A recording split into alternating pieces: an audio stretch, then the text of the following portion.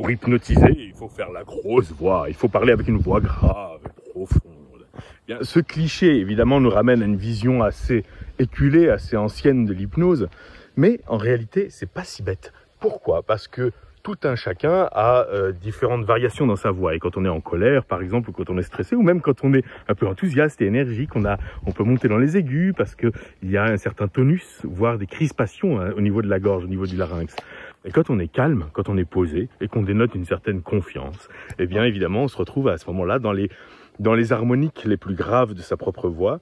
Et justement, c'est souvent assez relaxant, évidemment, et c'est quand même beaucoup plus agréable dans une séance d'hypnose, on va dire classique en cabinet, de se laisser accompagner par quelqu'un qui a une voix posée, qui a bien confiance, plutôt que par quelqu'un qui va stresser et puis monter un peu dans les aigus. Et évidemment, on peut utiliser tout l'ambitus et toutes les différentes nuances de sa propre voix.